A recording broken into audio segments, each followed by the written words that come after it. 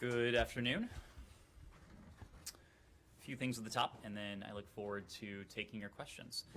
This morning at the U.S. ASEAN Summit, President Biden announced the U.S. intent to provide up to $102 million in new initiatives to expand the U.S. ASEAN strategic partnership. As President Biden said, the relationship between the United States and ASEAN is vital for the future of all 1 billion of our people.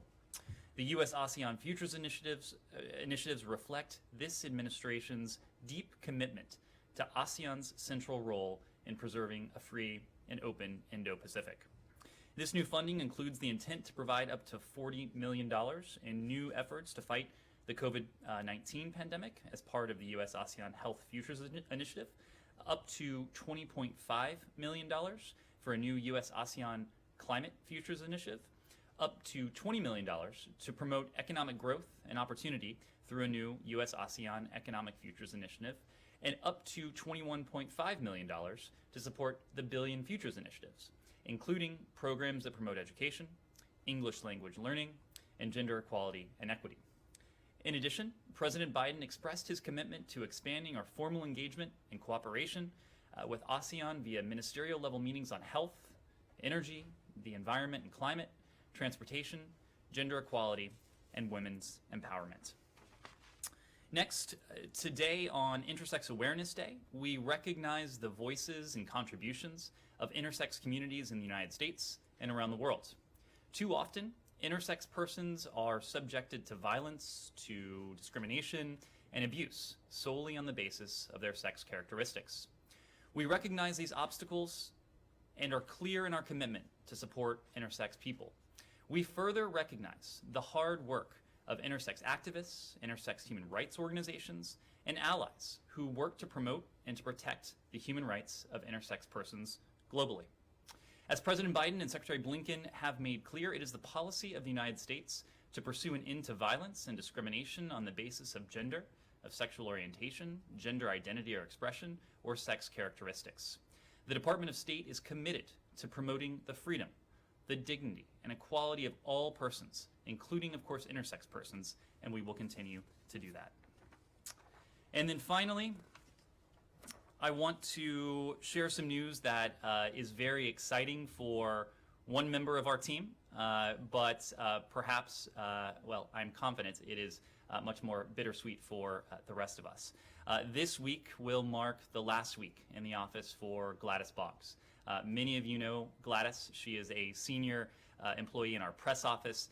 She is retiring after 44 years of government service, 44. Having joined the State Department in press office in 1986, Gladys is truly a walking embodiment of this institution. She is widely recognized for her deep experience and expertise, as well as her strong sense of professionalism and collegiality. And during her 35 years of press work, serving 8 presidential administrations, 12 secretaries of state, and 17 State Department spokespeople, and I am lucky, consider myself lucky to be included in that last category, Gladys has made her incredible contributions to this institution. Across well over 2,000 press engagements during her career, Gladys has played an integral part in promoting U.S. foreign policy around the world and explaining these goals and why they matter to the American people. Her achievements are a testament to the value of our public servants, and we are grateful for Gladys and for her service. Gladys's experience is truly irreplaceable, and while we will, of course, miss her, we also send her our best wishes for what is an indisputably well-earned retirement. Thank you very much, Gladys. Matt. Here, here. Let me just say a couple things. For those of us who have covered this building for a long time, you know, Gladys has really been an indispensable and also omnipresent figure, personality who's been around. And anyone who has gone up to the 7th floor, the 8th floor, the Ben Franklin room, or at the UN in the days when we were still at the Waldorf, spent hours of time in the service elevators with Gladys waiting to go up to various photo ops, knows how important a role she played. And so congratulations to her. Thank you for your kind words for her, and I'm I'm sure that Sean and the association will have something more to say about her and her retirement. But I mean, she really was, is still an institution. Yes, you know, always will be, and has dealt with a variety of characters over the years, including myself, but also my predecessors. Anyway, so thanks again for your remarks about her. I wanted to start with Sudan because I understand, maybe other people understand it too as well, that Special Envoy Feltman had a call with the Egyptian foreign minister either late yesterday or today, and I'm just wondering if you can tell us what that was about. Did it involve any kind of questions that the U.S. might have about General Burhan's planned or maybe planned visits to Cairo? What do you understand, if anything, about Egypt's role in what happened in Khartoum? Well, let me start by saying, Matt, that we have been entirely unequivocal in our condemnation of the events over the past 36 or so hours. We made very clear yesterday that the anti-democratic actions of the Sudanese military, it subverted the Constitutional Declaration of 2019, but in some ways more importantly, it has subverted the democratic aspirations of the Sudanese people. And the Sudanese people have reaffirmed those democratic aspirations even in recent hours. We saw the Sudanese people peacefully take to the streets to make clear the fact that they seek a restoration of civilian-led democratic leadership. But it has not only been the United States that has been unequivocal in our condemnation of these events. We've joined nations and organizations from across the world in expressing concern. That includes the African Union. It includes the UN, the Organization of Islamic Coordination, France, Germany, Canada, and the UK. Sudan's neighbors as well, to get to your question. Egypt, Ethiopia, and South Sudan have also called for de-escalation and dialogue. Since the events of late Sunday night, our time, Monday in Khartoum, Secretary Blinken, the Special Envoy, Jeffrey Feltman, our Assistant Secretary for our African Affairs Bureau, Molly Fee, and many others in this building and across this administration, they have been working the phones nonstop. They have been in touch with counterparts from the region, including Sudan's neighbors, and you alluded to this, Matt. We have been in touch with governments in the broader Middle East. We have been in touch with our allies and partners all over the world, including Europe and elsewhere. So the Secretary has had calls. The Special Envoy has had a number of calls. Molly Fee has had a number of calls as well. When it comes to the Secretary, we'll be in a position to read out some of those engagements, but this has been a priority for the leadership in this building to see to it that we work with the international community to affect what it is that we are trying to see. An immediate release of all political actors detained in connection with these events, a full restoration of the civilian-led transitional government, and a refraining from any violence against peaceful protesters, including the use of live ammunition. And we strongly condemn recent reports of violence against peaceful protesters. Our goal at this stage, Matt, in terms of all of these conversations, is to establish a common position with our allies and partners. And I think you've seen at least the initial iteration of a common position emerge, including from many of the countries and organizations that I just ran through. There has been a strong condemnation of the military takeover. There has been a call, a broad, unified call for a restoration of the civilian-led transitional government. there has been a call by many countries and international organizations for those detained, including Prime Minister Hamdok, Minister of Religious Affairs Mafari, and others from the civilian government who have been detained, for them to be released. And of course, a strong, universal call for the military to refrain from violence against peaceful protesters seeking nothing more than the restoration of their democratic aspirations. Okay, my question was about Feltman, Special Envoy Feltman's call with the Egyptian Foreign Minister Shukri. Do you have anything specific to say about that call, or anything specific to say about what role Egypt might have played in encouraging or discouraging General Burhan's action? Look, we're not going to be in a position to read out every call, but as I've said before, we have engaged with a number of our partners, including Sudan's neighbors, to establish a common position and to make sure that the Sudanese military hears our collective voice very clearly. Do you have a common position with Egypt right now? Well, so Egypt, and I will just note here what Egypt has said publicly. I will leave it to our partners in Cairo to speak for their position, but what they've said publicly is they're working to ensure stability, security. They are closely following these events. They are looking at the safety of the Sudanese people. So we are working closely with our Egyptian partners, just as we are with other Well, that's neighbors. fine, but that is a far cry from your absolute condemnation, demand for the immediate release of all political actors, an end to, repression, suppression of protests. So can you say at this point, honestly, can you say if the Egyptians are on board with your position? Matt, I'm not going to speak for other countries. I will just speak for the United States.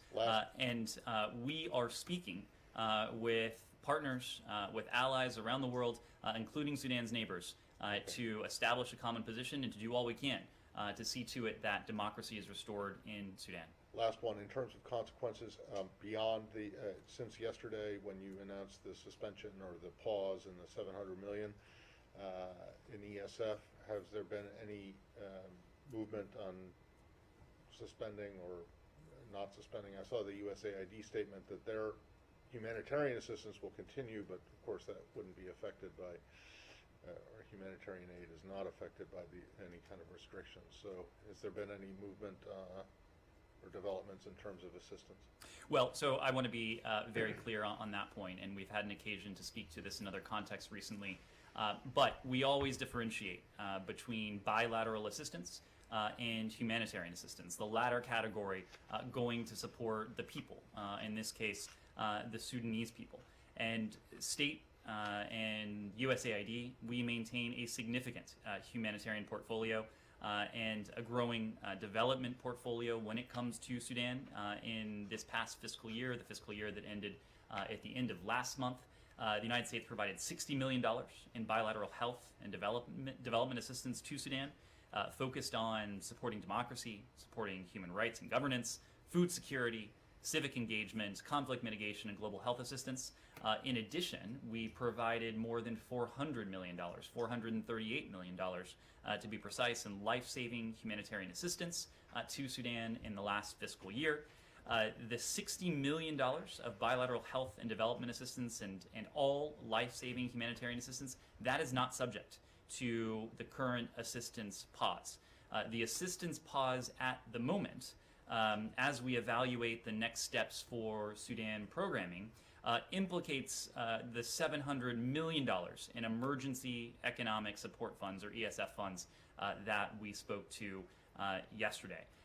All of this assistance, and we spoke to this at some length yesterday, is of course provided consistent with the applicable restrictions, including those restrictions that have been in place on Sudan since the military coup, which was applied to Sudan in 1989 when the former Bashir regime rose to power. Could I ask Sure. a follow-up on that? Prime Minister Hamdok, has the United States has the United States had any contact with him since the takeover? We are pressing for the Prime Minister's release. We are pressing for the release of other civilian leaders who have been detained since the start of the military's Takeover. Communications, I should say, in Sudan have been difficult, especially in Khartoum. There have been internet blackouts. There have been restrictions when it comes to phone usage. So communications have been difficult. We don't have any discussions with Prime Minister Hamdok or other members of the civilian government to read out, but we are continuing to press every appropriate lever for their release. Do you, General Burhan was saying that he's been well treated, that he's at his home. Do you have any indication of whether the Prime Minister has been treated well?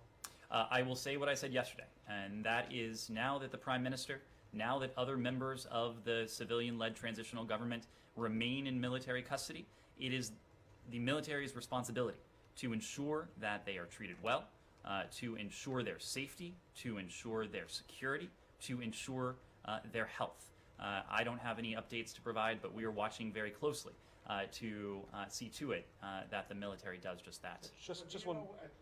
Well, we'll finish out with Sean and we'll. Just one. Sorry, just one briefly.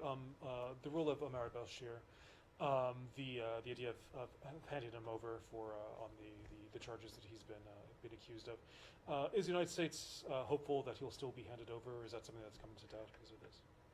Look, we're in the very early hours of this. It's just been over a day, so these are questions that will have to be decided in the coming days. Certainly, we look to, and we have supported, holding members of the former regime, including Omar al-Bashir, accountable for past wrongs. So I just want on Sean's point. I mean, do you know where his whereabouts?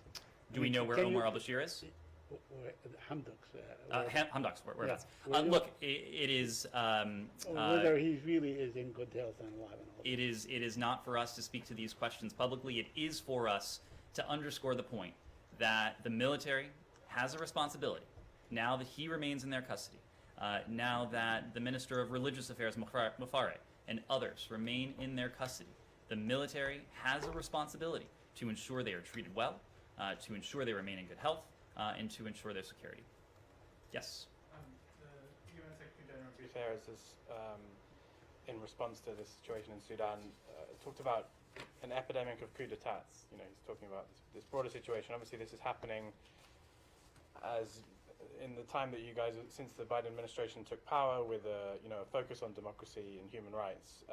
So I wonder if you wanted to kind of respond to his appeal to big powers, including the United States, for unity at the Security Council to have more effective deterrence. And do you agree that there is a lack of deterrence that seems to be leading to countries, militaries like Sudan, Myanmar, other countries as well, to take these kind of actions? Well, I am not aware, and in fact, I'm very confident that the Secretary General was making any sort of causal link between this administration and some of the anti-democratic actions that we've seen. I think the Secretary General, I think the international community, our allies and partners in the international community, would recognize that the United States and the United States under this administration, we have been a forceful and powerful advocate for democracy, for human rights, for universal rights. We have made clear where we stand and with whom we stand in many different fora, including at the UN. As you know, we will be pulling together an unprecedented event in the coming weeks, the Summit for Democracy, where we'll have a chance together with many of the world's many of our democratic partners from around the world to share experiences, to learn from one another, and to do what we can to beat back the tide of authoritarianism, of repression, wherever it exists. You were right that we have seen setbacks in countries. In certain countries. Sudan is the latest of that. But when it comes to Sudan, when it comes to Burma, when it comes to other countries where we have seen worrying trends, no country has done more. No country has said more. No country has afforded more to the people in terms of humanitarian assistance and humanitarian aid than the United States. And so whether it's Sudan, whether it's Burma, whether it is countries where anti-democratic forces may be gaining more influence, we will continue to lead that charge. We will continue to work to galvanize our allies and our partners around the world to make very clear where the United States and where those with whom we share interests and values, and that is a large part of the world, where we stand. Yes? Is the U.S. going to impose sanctions on those individuals from the military forces in Sudan? And why don't you call it or consider it a coup? So in terms of holding accountable those responsible for what we've seen, what we may yet see. Look, we have been very clear that the United States and our allies and partners will use every appropriate tool to see to it that we can help Sudan reemerge on the path to democracy.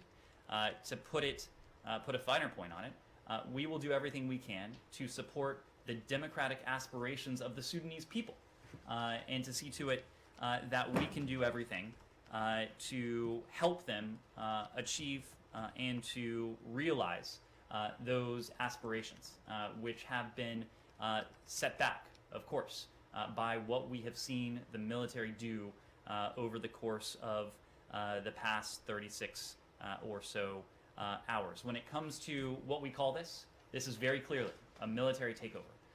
Yesterday we spoke about the historical context here.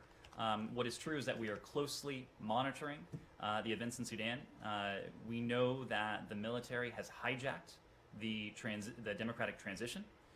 These actions to seize power are unacceptable. They are a contravention of Sudan's constitutional declaration, which, along with the Juba Peace Agreement, is the agreed framework for the democratic transition. These are the documents that embody the democratic aspirations of the Sudanese people, and that's why we are standing by them. Now, when it comes to this particular term, the coup, Sudan has been subject to the military coup restriction in Section 7008 of the Department's Annual Appropriations Act, and it has been subject to those restrictions, as I mentioned yesterday, since the Bashir regime came to power undemocratically in 1989.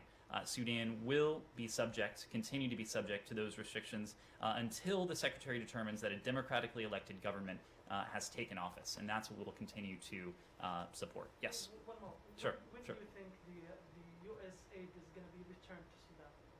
I'm sorry, when do we The think? assistance that you mentioned, when do you think it will be returned to them? Well, so to be very clear, and to go back to Matt's question, our humanitarian assistance is ongoing, and even in countries where we have profound violent disagreements with the government, we continue to support the basic humanitarian needs of a country's people. What we have paused as we are continuing to assess and to determine our next steps is the $700 million in bilateral assistance. Yes. I should know this, but the problem is that it changes, the interpretation changes from administration to administration.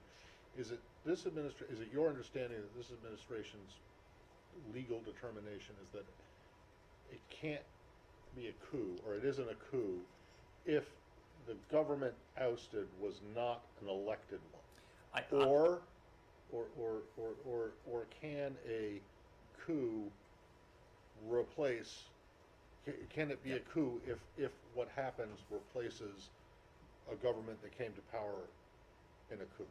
I am always loath to weigh in on legal questions from the podium, but the shorthand answer, Matt, as I understand it, is that according to our analysis, the first iteration of what you said is accurate, because the Bashir regime, I don't remember what my first iteration was. because the Bashir regime did not come to power democratically, and its replacement, led by Hamdok, was not democratically elected. Correct. So a coup determination is moot. That's correct. But, so in Burma, you had a situation where Suu Kyi herself was not elected by anyone. So, although the government had been, the state counselor, or whatever her title was exactly, she was not elected. She was chosen by them, by her party. By a party that was brought to power democratically.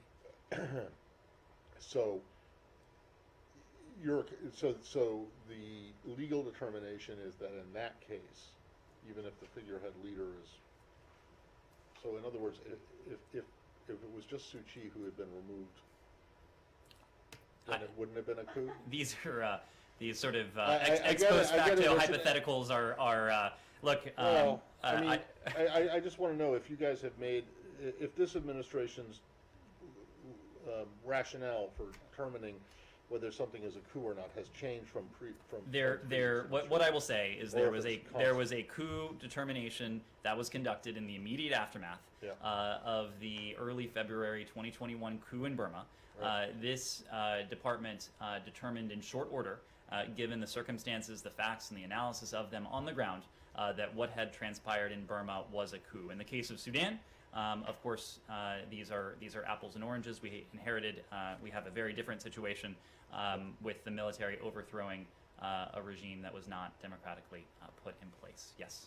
There are reports now coming from Sudan that Mahmoud is in his house. I cannot confirm, but if it is true, how do you comment on that? I haven't seen these reports. It sounds like they're just emerging. Yeah. We have been calling for the military to release the prime minister, to release the minister of religious affairs, to release other members of the civilian government. I don't want to weigh in until I've seen confirmation of that. Yes. Now, many officials and a lot of people said it is not too late to reverse the course of events in Sudan. But after yesterday's events, do you foresee an active role for al-Burhan in a democratic Sudan? And I want to follow up on that. Look, right now we are focused on helping the Sudanese people achieve a restoration of their democratic aspirations. That is what we are focused on right now. We can tackle questions of what that might look like, what the implications of this are in the days ahead. Right now, we and our allies and our partners, we're focused on, as I said before, a few things. That is an immediate release of all political actors detained in connection with these events, a full restoration of the civilian-led government, ensuring, doing all we can to protect peaceful protesters, ensuring they're not subject to violence, including the use of live fire and ammunition. That's our focus right now. Just Yes, to follow sure. up, please, I will follow up on the question asked before. What happened in Sudan took place the minute a U.S. special envoy left the country. And that says something about your influence, the U.S. ability to influence events. This is not reassuring to your friends. What implication of that on the U.S. role and influence around the world? So I want to be clear on a couple points here. Number one, Ambassador Feltman was in Sudan, had been in Sudan in recent days. We were, of course, not given any pre-notification by the military or others that they plan these anti-democratic actions. Had we, we would have made very clear where the United States would and now does stand in response to any such plans. But there's something of a chicken and an egg issue here. Ambassador Feltman was in the region. He'd been in contact over the course of the previous weeks with many in the region, precisely because we had seen indications that Sudan's democratic transition was potentially running into trouble, that there were individuals who might seek to subvert that democratic path. So these were conversations that had been going on for some time. We had emphasized that the actions to, any actions to subvert the democratic transition are unacceptable, are a contravention of the constitutional declaration, which again, along with the Juba peace agreement, is the agreed framework for a democratic transition. Yes? On Iran. Anything else on Sudan before we move on? Quickly, sure. You mentioned Department of Defense conversations with allies in the region and around the world on Sudan. I'm just wondering what direct engagement you've had with the military leadership since the takeover. Obviously, Ambassador Feltman was there just before. Of course, in the days, weeks, months leading up to this, we had engaged with the full range of political society in Sudan, including the civilian and the military leadership. Since then, we have been focused on discussing, comparing notes, achieving a unified position with our partners and allies in the region, in the broader Middle East, and around the world. I am not aware of any conversations that have taken place with the military leadership since the actions of late Sunday, our time, Monday, in Khartoum. If we feel that it would be constructive, that if it would be useful to help achieve the objective that we and our partners have set out, and that is a restoration of the democratic aspirations of the Sudanese people, a restoration of the civilian-led transitional government, if we feel that engagement, direct engagement with a military leader would be useful, we wouldn't shy away from doing that. But at this point, we haven't done that yet. Yes, Iran, sure. On Iran. The process of refueling gas stations in Iran was disrupted by what the government says is a cyber attack. Was the U.S. in any way associated with this attack, or were they aware this attack was going to take place? And if so, is this any sort of warning about returning to the talks in Vienna? What I will say on returning to the talks in Vienna is that we've been very clear that the path for diplomacy remains open. We continue to believe, our partners in the P5+1 continue to believe, that diplomacy constitutes the most effective means to once again ensure that Iran is verifiably and permanently prevented from obtaining a nuclear weapon. But I don't have any response to the first part of your question. Yes, Ben. Thank you, Ned. I have a question on Taiwan and then on North Korea. The first is regarding the press release today from the Secretary regarding Taiwan's participation in the UN system. I was just wondering about the timing of the release and whether it had anything, whether it coincided with this 50th anniversary of the UN resolution. So yesterday, as I believe, was the 50th anniversary of the UN resolution, but the statement made a broader point. And the statement made a point that we support Taiwan's ability to participate meaningfully at the UN and to contribute its valuable expertise to address many of the global challenges we face. That includes global public health, the environment, climate change, development assistance, technical standards, and economic cooperation as well. We reiterated our commitment to Taiwan's meaningful participation at the World Health Organization and the UN Framework for Convention on Climate Change, and we will continue to support Taiwan's meaningful participation in such fora. But was there a specific reason why you decided to put that out today? Or? Why we decided to put it out today? It is a statement of our support for Taiwan's meaningful participation in these institutions, and as you noted, there was an important anniversary. And then on North... Meaningful is getting a lot of use here.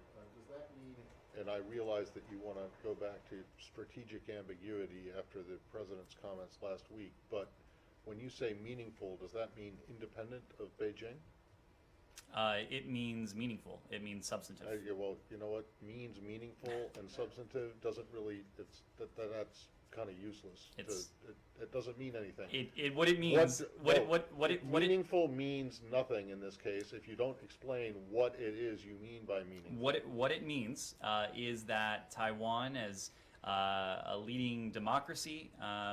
Yes, but does that mean, in your view, does that mean that they should participate in UN fora or other international fora as Taiwan, as Chinese Taipei, or as some kind of adjunct to whatever delegation Beijing sends to these meetings? What it means is that we believe that Taiwan has important knowledge, expertise, insight, and perspective to lend within these institutions in a way that is appropriate and meaningful, and will The continue problem to with stand that by is, that. the problem is that no Saeed. one knows what that means, and it just creates more confusion and makes the situation Matt, worse. we Do you not get that? We put out an entire statement in the Secretary's name on this Sorry. yesterday. I think that that statement Today, was abundantly this morning. This morning, you're right. Was abundantly clear. Saeed. Sure. Yes. Go ahead. There have been some press reports that North Korea would send a delegation to COP26 later this week. Does the State Department plan to have any meetings with any North Korean delegation? Are you open to meeting with them if they're there? I am not aware. First of all, I would have to refer you to Pyongyang to speak to any plans they may have to participate in Glasgow next week.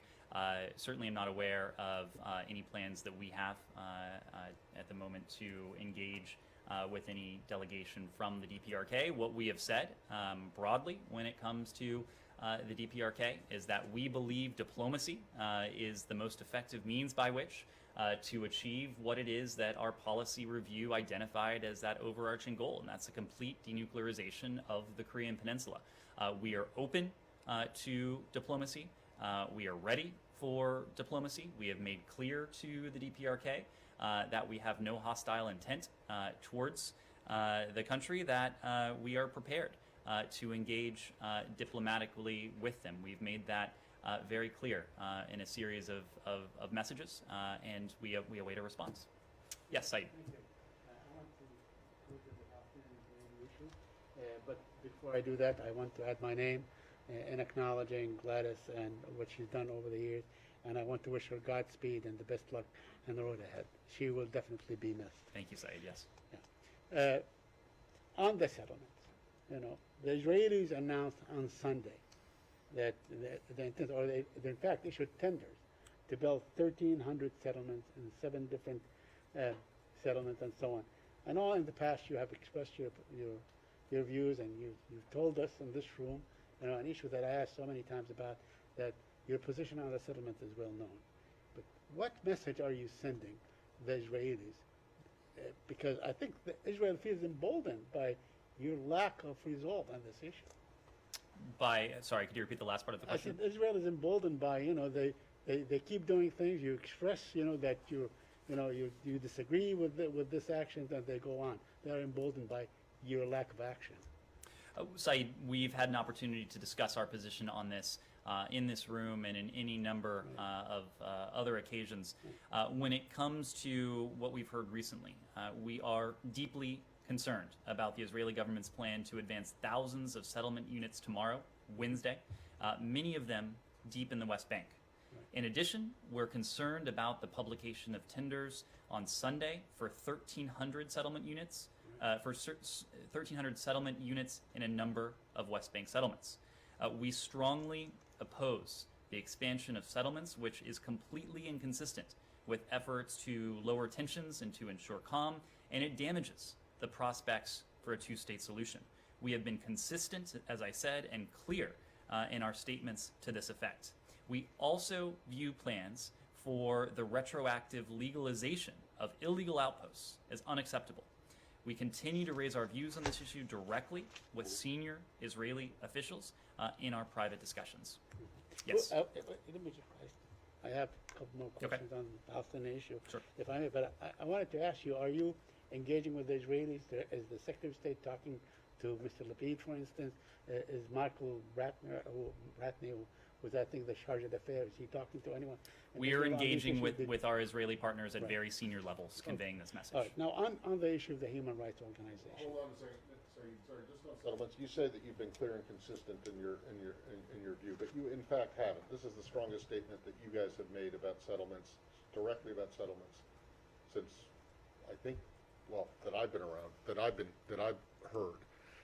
Prior to today, you have only said that you oppose any unilateral measures that could, damage the prospects for a two-state solution. And This is- that statement always ended, When you- and that includes settlement activity.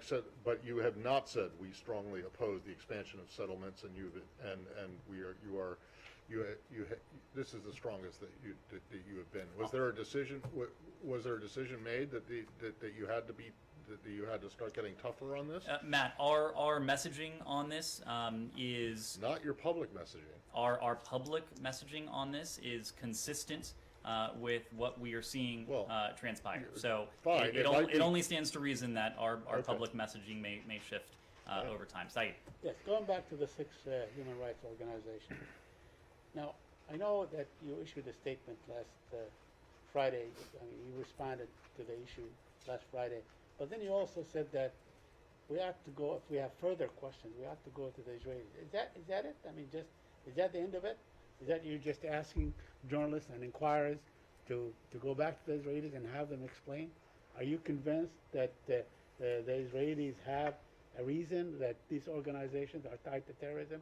Or in fact, are they telling the truth when they say, and I know Matt asked this question yesterday, are they telling the truth when they say they shared that information with you? And do you have any plans to meet with these organizations, like the European Union did? So, Saeed, we remain in close touch with our Israeli partners on this. As you may know, there is an Israeli delegation that we'll be meeting with to discuss this set of issues. Broadly speaking, we believe that respect for human rights, fundamental freedoms, and a strong, independent civil society are critically important to democracy and to responsible and responsive government. And these are conversations that we look forward to having with our Israeli partners. Do you have any plans to meet with any of those six organizations, any American official, whether in the West Bank or anywhere? I'm not aware of any plans. We don't have any meetings to preview in Jerusalem at this time. Can I just follow up Sure. briefly on settlements? Do you see any impact on the U.S. relationship with Israel? Will there be any repercussions if the Israelis go ahead with this, despite the concerns? These are concerns that we have discussed at very senior levels, at the most senior levels, with our Israeli partners. Our Israeli partners know where we stand, and will continue to engage with them in our diplomacy on this. Yes. On Cuba. Sure. President Diaz-Canel has said that the U.S. is fomenting the protest by dissidents planned for mid-November. Diaz-Canel said this behavior by the U.S. is not new. What's your comment on it, and how is it affecting the review of the Cuba policy by the Biden administration? Look, the Cuban people's protests, peaceful protests on and after July 11th, and with the upcoming plans for November 15th, the Cuban people are voicing their concerns about freedom, about democracy, and the failures of that very regime, the Cuban regime, to meet their own needs, the needs of the Cuban people. We support, as we have said, the rights of the Cuban people and people everywhere to exercise their freedoms of expression, their ability to assemble peacefully. We call on the Cuban government to respect these rights and to see this not as an attack, but as an opportunity to listen to their own people and to do what is right for Cubans and for Cuba. The Cuban regime is failing to meet the people's most basic needs. That includes food. That includes medicine. Now is a chance to listen to the Cuban people and to make a positive change. Again, we commend the people of Cuba for peacefully showing the strength of their will and the power of their voice, which after the protest of July 11th, the government has consistently attempted to silence, including through violent oppression, including through unjust detentions of hundreds of protesters, including through the detention of journalists, of activists, internet censorship, and other tactics that we reject. We stand with every Cuban seeking a government that respects their human rights and fundamental freedoms. So the U.S. is not behind, is not like supporting this kind of protests? We stand with the right of the Cuban people and the right of people everywhere to assemble peacefully, to have their voices heard.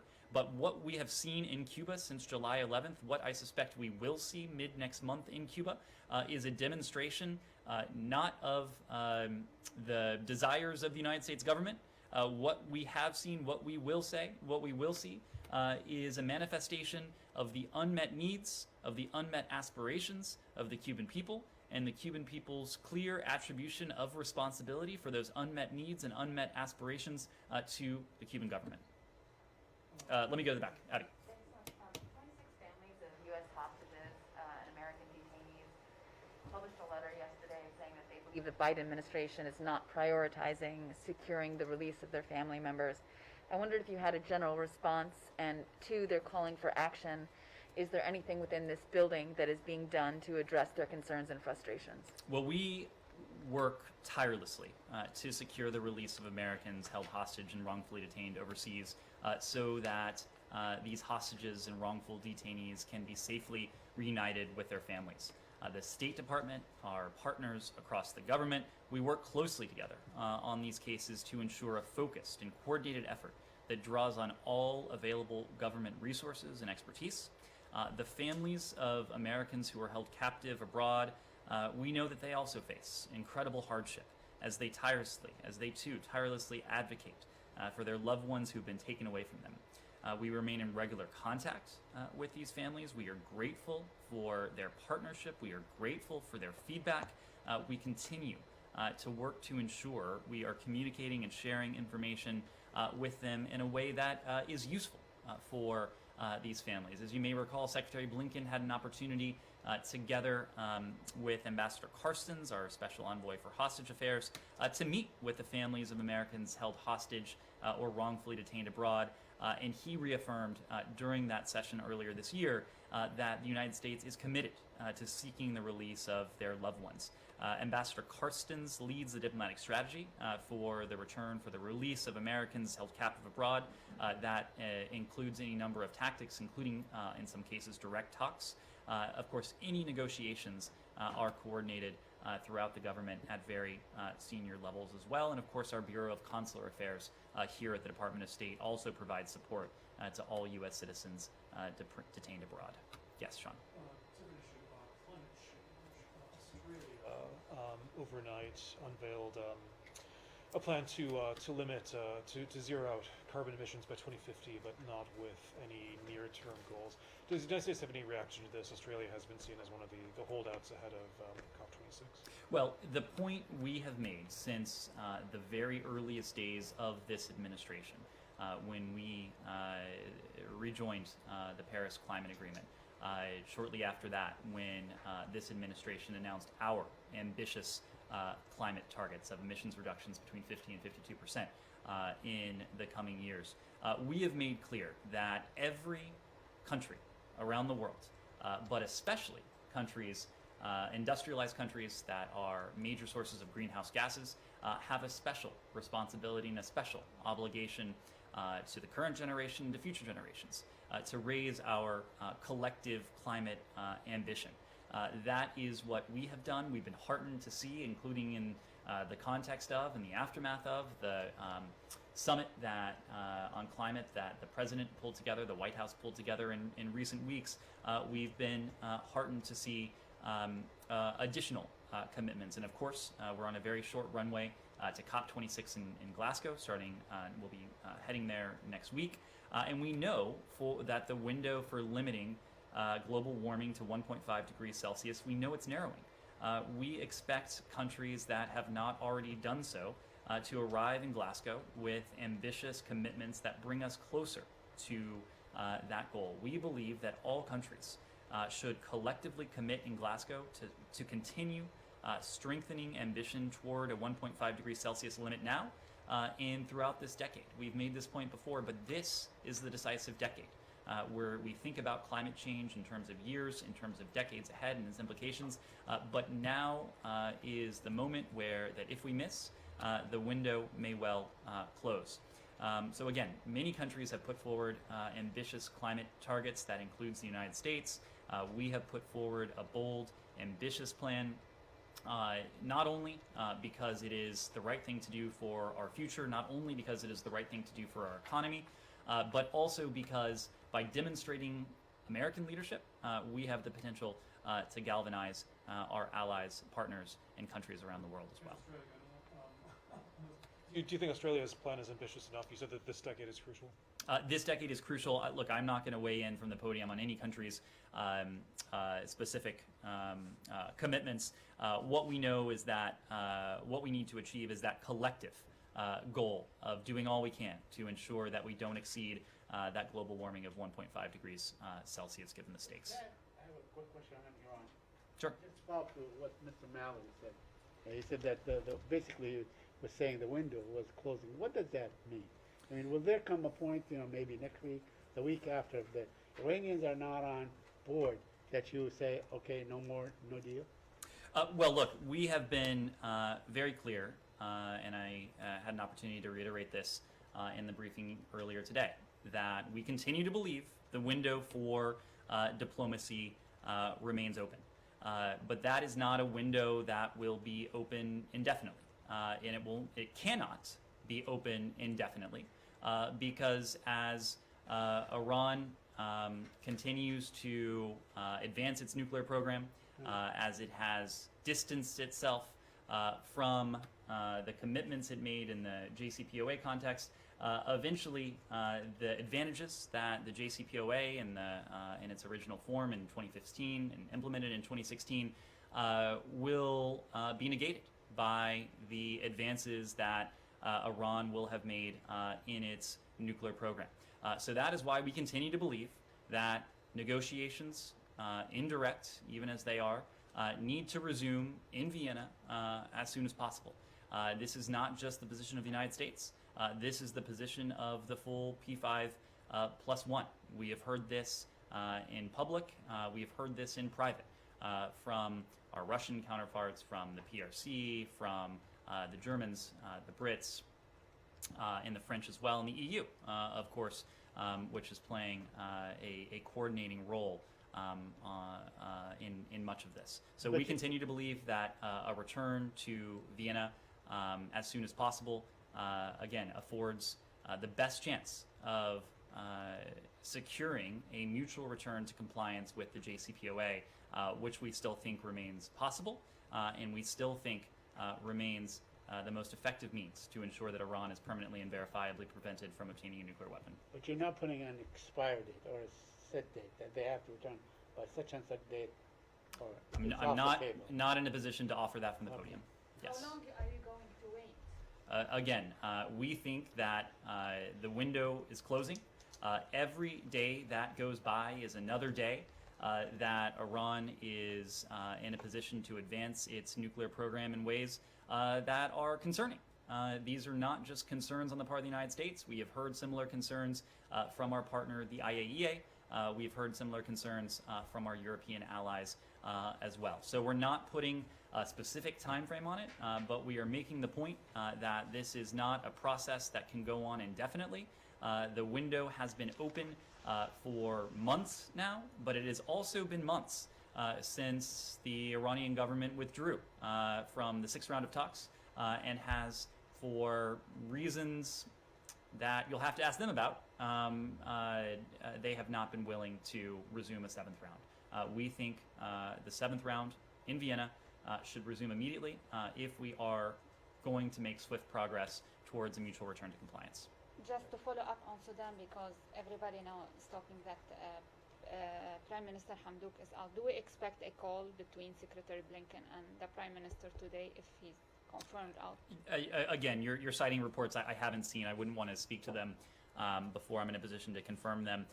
The Secretary, the Special Envoy, our Assistant Secretary, others in this building, others in this administration are prepared to engage, are prepared to communicate in ways that we feel has the potential to help advance our goal, and that is a swift restoration of the civilian-led, democratic transitional government, a release of political prisoners, seeing to it that those who are peacefully assembling in the streets are not subject to violence. If you weren't able to reach out to him, that means that he's not free, in your opinion. If you weren't able to reach out to him or being in contact with him, how do you define that? He should be, we have been very clear that should be released from military custody.